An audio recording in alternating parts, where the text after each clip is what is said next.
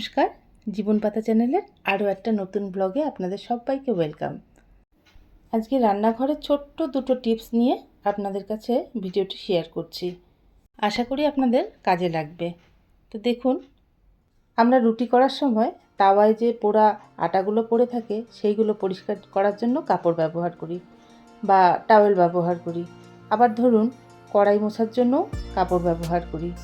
আবার রান্নাঘরে রান্নার পরে গ্যাস ওভেন মোছা, তারপর টাইলসগুলো মোছা, কিচেন ক্যাবিনেট মোছা, কিচেন টপ মোছা, এগুলো করার জন্য আমরা কাপড়ের ব্যবহার করি।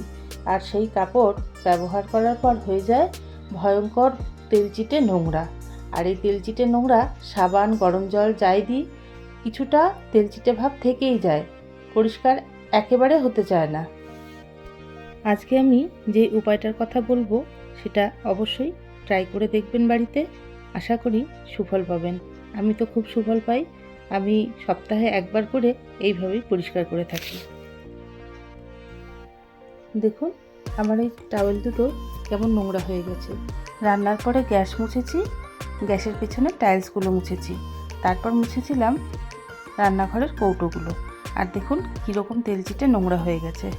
তো আমি একটা কড়াইয়ের মধ্যে একটু গরম জল বসিয়ে দিয়েছি, আর গরম জলের মধ্যে দিয়ে দিলাম 3 চামচ মতন ডিটারজেন্ট। এর সাথে নিয়ে নেব 1 চামচ মতন চুন। হ্যাঁ, এটা খাওয়ার চুন, যেটা দিয়ে পান বানিয়ে খায়। আমি চুনটা একটা বাটির মধ্যে একটু গুলে নিয়েছি, গুলে নিয়ে এবার জলের মধ্যে মিশিয়ে দিলাম। জলটা মোটামুটি গরম হয়ে গেছে, আর আমি এর ভেতরে এই ন্যাকড়াগুলো দিয়ে দিচ্ছি, দিয়ে খানিকক্ষণ ফুটিয়ে নেব। একটু লক্ষ্য করলেই দেখতে পারবেন খানিকক্ষণ পরেই কেমন জলটা নোংরা হয়ে আসছে, অর্থাৎ ন্যাকড়ার ভিতরে যে তেলচিটে নোংরাগুলো ছিল সেগুলো বেরিয়ে আসতে থাকবে। খানিকক্ষণ ফুটিয়ে নিলে এটা আরও নোংরা টেনে বের করবে। আপনাদের যদি মনে হয় যে জলটা বেশি নোংরা হয়ে গেছে, সেক্ষেত্রে আর একটু ডিটারজেন্ট আর একটু চুন আপনারা দিয়ে দিতে পারেন। এই যে টকবক করে ফুটছে, একটু পরেই নামিয়ে নেব। আমার এই টাওয়েলগুলি বেশ পুরনো, আর এর মধ্যে অনেক কিছু দাগ লেগে রয়েছে। আজকের ভিডিওটা তেলচিটে দূর করার জন্য করেছি। আপনারা আবার দেখে ভাববেন না যে কই দাগ তো উঠলো না। আমি কিন্তু একবারও দাগের কথা বলিনি। আর হ্যাঁ, কিছু কিছু দাগ আছে, যেমন ধরুন মোচার দাগ, কলার কষের দাগ, এগুলো সহজে কেন কোনোভাবেই উঠতে চায় না। তবে আপনাদের কাছে ওই ধরনের দাগ তোলার জন্য যদি কোনো টিপস থাকে তাহলে অবশ্যই আমাকে কমেন্ট করে জানাবেন। ক্যামেরায় কতটা বোঝা যাচ্ছে জানি না, তবে আপনারা বাড়িতে করে দেখলে বুঝতে পারবেন এর তফাৎটা।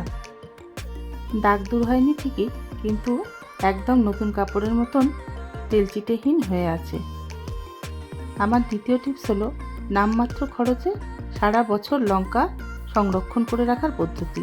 এইভাবে আমি প্রায় 2 বছর পর্যন্ত, অবশ্য 2 বছর বলছি বটে, কিন্তু আমার কোনো দিনই 2 বছর যায় না, কারণ এইভাবে লঙ্কা রেখে দিলে তার আগেই শেষ হয়ে যায়।